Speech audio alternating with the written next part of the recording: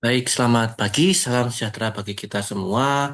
Terima kasih telah hadir di seminar rancangan aktualisasi saya berjudul Peningkatan Kompetensi Dosen Departemen Teknik Mesin Sekolah Vokasi Universitas Gadjah Mada dalam pembuatan MOU atau Memorandum of Understanding dengan mitra luar negeri. Berikut biodata saya. Nama saya adalah Yosepus Ardian Kurnianto Prayitno. NIP saya lektor dosen dan saya berasal dari Sekolah Vokasi Universitas Gadjah Mada dan merupakan angkatan keempat dari gelombang kedua dan menjadi anggota dari kelompok dua pelatihan dasar CPNS yang diselenggarakan oleh Kementerian SDM kali ini. Tidak hanya itu, saya di sini diberi arahan dan diberi bimbingan oleh coach saya yang baik, yaitu Ibu Pranawaning Tias Tunggal Dewi. Terima kasih Ibu. Dan juga mentor saya, yaitu Bapak Dr. Benediktus Tulung Prayoga, STMT. Dan ini di kesempatan ini saya juga berterima kasih kepada Bapak penguji saya, Bapak Tim-Tim Tauhidin Pambudi Supartawijaya yang telah meluangkan waktu untuk melihat atau memberikan feedback evaluasi dari rancangan aktualisasi saya. Berikut juga beberapa dokumentasi terkait pelatihan yang sudah saya lakukan dalam kurun waktu 1 bulan terakhir, di mana ada agenda 1 sampai dengan agenda 4 yang sudah terlaksana. Nah, terkait tugas dan fungsi dari saya pribadi, seorang dosen dengan latar belakang teknik mesin, em, dan bagaimana kaitannya dengan Latsar CPNS ini bisa kita pahami menjadi em, Latsar ini tidak hanya berfungsi sebagai pengenalan terhadap fungsi kerja ASN, tapi poinnya adalah bagaimana kita bisa melakukan internalisasi core value ASN seperti wawasan kebangsaan, sikap bela negara, juga poinnya adalah berakhlak. Kemudian dari poin-poin tersebut kita bisa menjadi individu atau dalam hal ini saya sebagai dosen ASN itu punya manajemen yang baik serta kemudian tidak gaptek dalam core value-nya Smart ASN. Berhubung saya berada di home base dan UGM, maka saya berusaha mengerti dalam UGM sendiri, dosen ASN dalam UGM memiliki tugas pokok yang dimana itu turut menyelenggarakan atau melaksanakan adanya Tridharma perguruan tinggi, yaitu aspek pendidikan, aspek penelitian, dan aspek pengabdian kepada masyarakat. Dari pendidikan tersebut, saya bertanggung jawab untuk menyelenggarakan perkuliahan secara komprehensif, juga mengembangkan kurikulum yang ada. Dari segi penelitian, saya bertanggung jawab untuk mengembangkan keilmuan saya dan dalam bentuk suatu ilmu terapan, outputnya jelas sesuatu produk, baik itu prototyping, produk yang siap digunakan di masyarakat atau di industri maupun dan pengembangannya dalam suatu hak kekayaan intelektual atau publikasi. Nah, dari semua dua hal tersebut, pendidikan dan penelitian, impact-nya harus jelas kepada masyarakat. Maka dosen ASN pun memiliki tanggung jawab untuk melaksanakan program pengabdian kepada masyarakat, memecahkan masalah-masalah yang ada di dalam masyarakat dengan pendekatan ilmiah. Nah, berhubung di Departemen Teknik Mesin Sekolah Vokasi, ada satu dua hal yang perlu kita lihat dan kita cermati sebagai bentuk dari identifikasi isu kontemporer yang ada, maka ada sekitar 4 hal yang bisa kita rumuskan. Yang pertama adalah isu terkait kualitas lulusan, kemudian perkembangan teknologi digital, kemudian ketimpangan kompetensi dosen, dan terakhir terkait ketidaksetaraan akses terhadap kolaborasi internasional. Bagaimana kemudian kita bisa melakukan analisis terhadap isu-isu tersebut, maka kemudian kita bisa menggunakan metode aktual, problematik, kekhalayan, dan layak, atau biasa kita pahami sebagai metode APKL. Nah, di dalam metode APKL tersebut, terkait kualitas lulusan yang dalam identifikasi isunya bisa dibagi menjadi dua, terkait kualitas kemandirian belajar mahasiswa dan terkait kualitas kematangan pergaulan dosen. Hal ini tidak muncul sebagai eh, isu yang sangat urgent karena ada satu hal terkait kekhalayan yang tidak memenuhi syarat.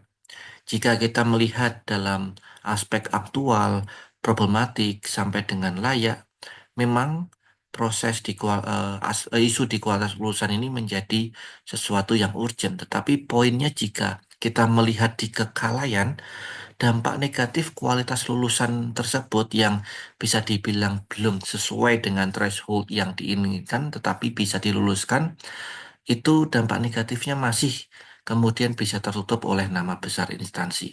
Jadi kemudian kualitas lulusan ini seperti menjadi isu yang di layer berikutnya. Lalu isu yang kedua yaitu ketimpangan kompetensi dosen. Ini yang kemudian bisa dilihat dari gap antara dosen generasi yang sebelumnya dengan dosen yang generasi sekarang. Selain itu juga ada terkait perbedaan kualitas penyelenggaraan Tridharma perguruan tinggi.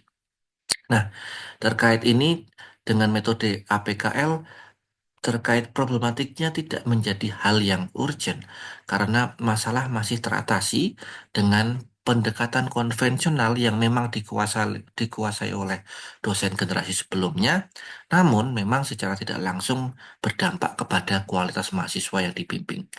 Sebagai contoh, saya membimbing satu kelas yang kebetulan saya sudah melakukan aktualisasi terhadap teknologi yang sudah ada, dan kebetulan kelas yang sebelah diampu oleh dosen yang belum teraktualisasi sehingga pendekatannya sangat konvensional.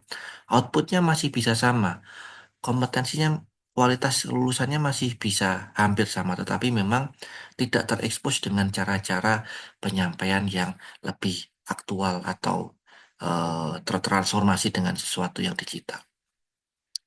Dari sini kemudian ada satu hal terkait ketidaksetaraan akses terhadap kolaborasi internasional, yang ini yang kemudian em, kita lihat menjadi satu isu yang penting, yaitu ketidaksetaraan akses terhadap kolaborasi internasional di mana semua hal itu memenuhi syarat.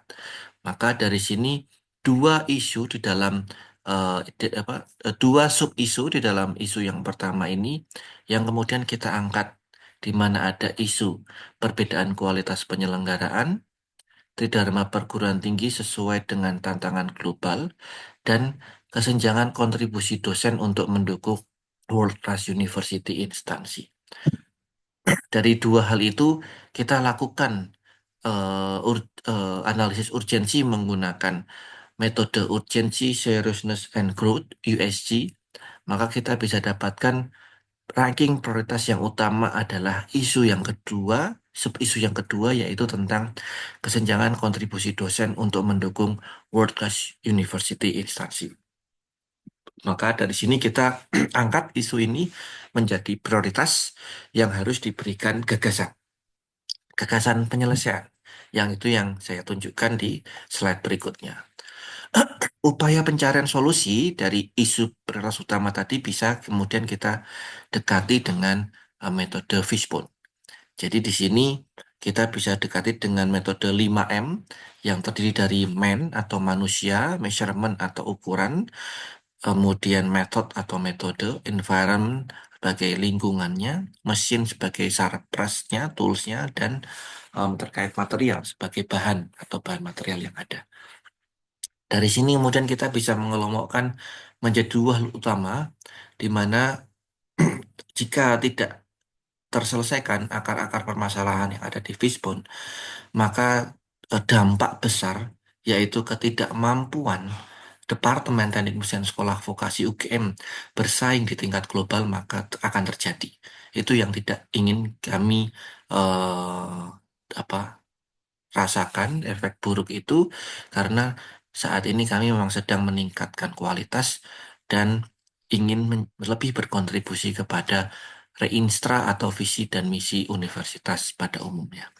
Dari sini kita mencoba melihat apa sih yang terjadi dari em, selama sebelum dan sesudah, dan bisa dilihat jika kita berbicara terkait manusianya, ada gap kualifikasi dosen dan gap kompetensi teknik. Dalam hal kualifikasi dosen, memang generasi yang sekarang em, mereka sudah sedikit disaring, dan yang kemudian bergabung adalah mereka yang memiliki kualifikasi minimal S3. Jika kemudian S3, maka minimal mereka sudah lebih komprehensif dalam melakukan penelitian dan tidak tidak kesusahan untuk melaksanakan tridharma perguruan tinggi. Dari situ maka dosen-dosen generasi baru ini memiliki performa yang cukup baik sehingga dapat memberikan dampak atau bukti dari capaian hak kekayaan intelektual, juga dari publikasi. Jika dilihat dari grafik yang ada, Bapak Ibu semua, rekapitulasi HKI dosen sangat meningkat selepas 2021, di mana di tahun tersebut ada beberapa dosen yang sudah lulus S3 dari luar negeri, lulus S3 luar dan dalam negeri, kemudian langsung bergabung dan langsung berkarir di departemen. Tetapi jika Bapak Ibu bisa dilihat, kebetulan data hanya tersedia di 2019, dan sebelumnya sampai di awal instansi ini mulai ada, itu sangat-sangat kecil, di bawah dua HKI yang ada. Nah, itu menunjukkan bagaimana mindset juga pendekatan dari generasi sebelumnya terhadap capaian yang harusnya bisa tercapai untuk mendukung mengembangkan instansi seluruh seiring dengan apa yang dicanangkan universitas. Hal ini juga terjadi dengan capaian H-index. Kita bisa memahami dalam H-index hubungannya dengan publikasi, hubungannya dengan citasi terhadap pekerjaan atau karya kita, dan hanya sekitar 2 sampai 3 dosen yang memiliki H-index di atas atau mendekati 10. Selebihnya ratanya adalah 5. Hal ini yang cukup baik, sudah sampai 5, tetapi bisa lebih baik lagi mengikuti 3 dosen yang sudah hampir 10 atau di atas 10 tersebut. Dari sini kemudian kita melihat lagi bagaimana sebenarnya dosen yang sudah bergelar doktor ini em, apa namanya berkontribusi dalam hubungannya dengan akses internasional, berdampak kepada departemen. Dan jika dilihat memang aspek men tadi itu sebenarnya sudah teratasi.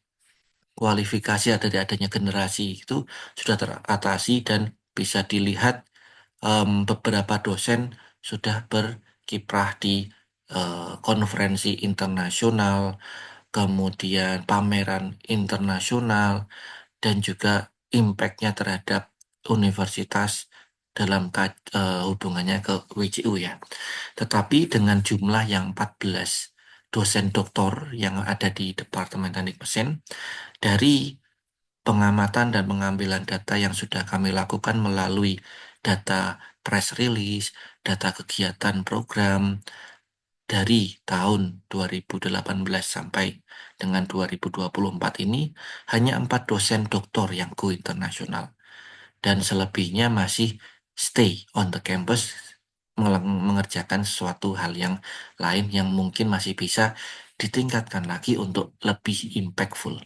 Dari sini maka isu dari kesenjangan kontribusi dosen tersebut untuk mendukung WCU universitas dapat kemudian dibuat solusi dengan gagasan utama peningkatan kompetensi dosen Departemen Teknik Mesin Sekolah Vokasi UGM dalam pembuatan MOU dengan mitra luar negeri. Maka berikut adalah rencana dan tahapan kegiatan yang kami split menjadi 4 kegiatan utama.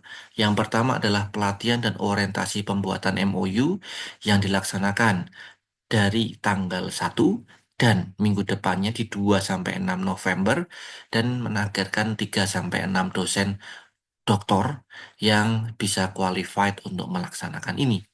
Lalu kedua, setelah ada pelatihan dan orientasi, kita coba menyusun bersama pelatihan benar-benar all hands on membuat draft MOU di tanggal 7 sampai 8 dan 11 sampai 14 November.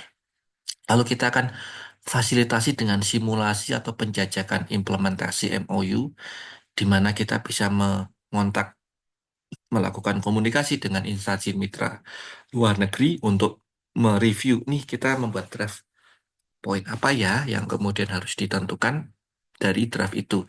Jadi dari pelatihan ini rekan-rekan dosen yang belum terbiasa kemudian juga memiliki experience untuk berkomunikasi. Setelah itu kita coba finalisasi di minggu terakhir 25 sampai 29 November dengan output dokumen MOU yang siap ditandatangani oleh level universitas. Jadi bukan kemudian kita membuat MOU langsung jadi karena habituasinya cukup pendek 1 bulan, tetapi sebisa mungkin dalam 1 bulan kita intensif mempelajari bagaimana MOU tersebut dan bisa berkomunikasi mitra sehingga finalisasi dokumen tersebut bisa clear dan siap untuk diajukan ke level universitas. Maka dari sini dampaknya pemecahan isu itu kita bisa dibedakan menjadi 3 dari individunya, dari unit kerjanya, dan dari pengguna layanan publik.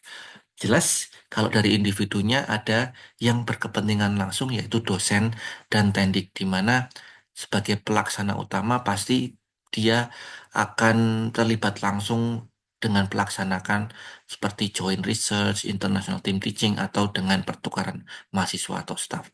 Sedangkan dengan tendik bisa mendukung administrasi dan koordinasi kegiatan internasional terkait persiapan ini. Maka dari situ manfaatnya adalah pasti peningkatan kualifikasi dan kapasitas profesional baik untuk dosen dan tendik hubungannya ke global. Kemudian peningkatan reputasi akademik hubungannya kepada bagaimana mereka bisa impactful dalam suatu konferensi, dalam suatu penelitian bersama sehingga bisa outputnya HKI atau juga publikasi internasional. Dari situ H-indeksnya meningkat, capaian HKI meningkat, impact-nya nyata, maka reputasi akademiknya naik. Maka berawal dari departemen, impactful-nya mendorong universitas itu sendiri mencapai capaian WCU yang ditetapkan.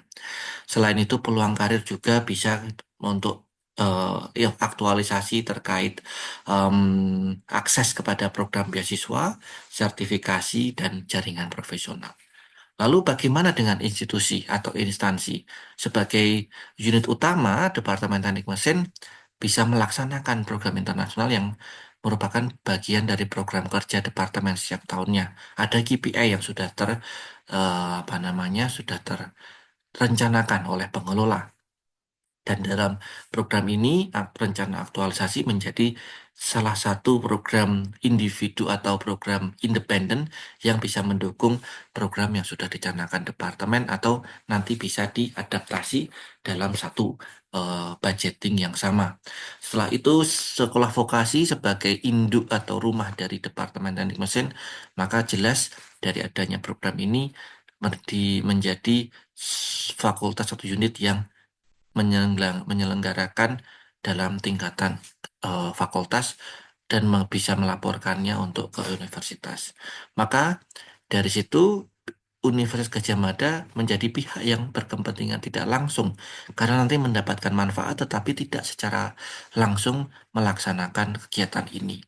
Maka manfaat yang diterima jelas ada peningkatan reputasi instansi, dari pengakuan yang lebih baik karena achievement yang sudah kemudian nanti didapatkan, ada pengembangan program akademik juga karena ada program student exchange dan staff exchange, ada sesuatu knowledge yang bertukar, memperkaya kurikulum dan memberikan perspektif akademik yang lebih kaya lagi di lingkungan kampus. Selain itu, peningkatan akreditasi juga bisa tercapai dengan milestone atau capaian ini. Lalu terakhir, dampak dari pengguna pelayan untuk pengguna pelayan publik, maka mahasiswa jelas bisa menerima manfaat langsung dari program ini dan masyarakat umum bisa mendapatkan dampak secara tidak langsung dari adanya peningkatan kualitas lulusan yang memiliki wawasan internasional tersebut. Maka manfaatnya peningkatan kualitas pendidikan jelas, peluang pengembangan karir jelas, hubungannya ke mereka memiliki peluang karir yang lebih baik, tidak terus terkungkung dalam lokal, dalam lingkup lokal atau hanya nasional, tapi mereka siap terekspos untuk case yang internasional. Dari situ maka kita bisa melihat dan manfaat dari kontribusi soal ekonomi dengan adanya pengetahuan yang baru. Berikut adalah jadwal kegiatan yang kami susun dari satu kegiatan utama dengan breakdown sub kegiatannya, breakdown JP tanggal 1, 4 sampai 7, sampai dengan kegiatan di em, finalisasi dan rencana penandatanganan yang mana kita laksanakan sampai kurang lebih tanggal 12 Desember. Maka milestone yang kami coba capai jelas dalam proses habituasi sejak 1 November, ada awal aktualisasi kita coba melaksanakan kegiatan pertama, lalu kegiatan kedua dan irisan dari kegiatan pertama, lalu kita masuk ke kegiatan ketiga dan kegiatan keempat, di mana itu adalah final stage. Main stage-nya kegiatan 1 dan 2, final stage-nya kegiatan 3. Setelah itu bisa dikatakan dosen sudah memiliki kompetensi tertentu untuk melaksanakan MOU di kapasitas yang tertentu, maka kita push melalui pengelola agar program ini didampingi ada implementasi stage. Ini yang coba kita lihat bagaimana nanti prosesnya di tanggal 12 Desember sampai nanti proses berikutnya sampai tanggal 13 Desember proses penandatanganan kedua pihak tersebut. Dari sini kita melihat potensi kendala dan antisipasinya. Misalnya ada kendala komunikasi dalam pelatihan terkait materi MOU secara mendalam, terutama bagi dosen yang kurang familiar dengan format itu, maka kita akan lakukan sesi pendahuluan dan penjelasan tambahan secara seksama agar em, dosen yang mengikuti pelatihan ini, peningkatan kompetensi ini bisa on board, bisa berdiri atau start level dengan eh, lantai atau dasar yang sama. Yang lainnya di penyusunan draft MOU, misalnya ada proses revisi yang berulang memakan waktu, maka kita perlu menetapkan jadwal yang fleksibel untuk revisi dokumen dengan tetap memperhatikan target waktu penyelesaian. Jadi poinnya kemudian tidak saklek, tetapi ada pendampingan untuk segera mereka bisa menyelesaikan revisi tersebut. Lalu dari simulasi, maka jika ada hambatan teknis, terutama menggunakan video conferencing, maka kita perlu melakukan gladi resik sebelum itu bersama dengan tim teknis dari operator Zoom-nya.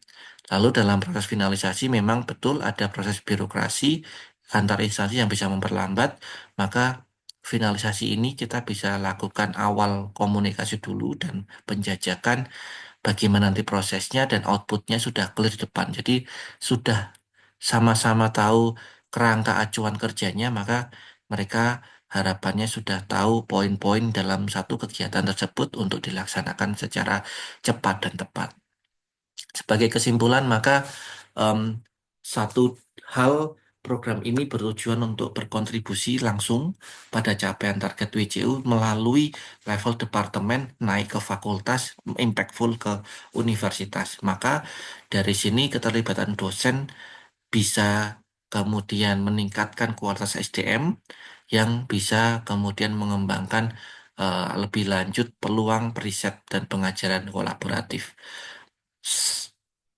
Satu dua saran yang mungkin nanti bisa kami perhatikan dari evaluasi RA secara subjektif ini, poinnya adalah perlu pendampingan lebih lanjut karena jika kemudian dilepaskan eh, belum tentu itu impactful bagi dosen yang sudah mengikuti pendampingan. Maka ada pendampingan lebih lanjut, ada eh, regulasi yang sebaiknya atau program yang sebaiknya disusun dari pengelola, ada pendampingan-pendampingan agar mereka yang sudah eh, expose untuk pembelajaran ini bisa melaksanakannya. Lalu juga dari sisi Sarpras ada peningkatan akses teknologi dan infrastruktur komunikasi agar kemudahan komunikasi dengan mitra luar negeri bisa terjaga. Demikian rancangan aktualisasi saya. Terima kasih dan selamat pagi.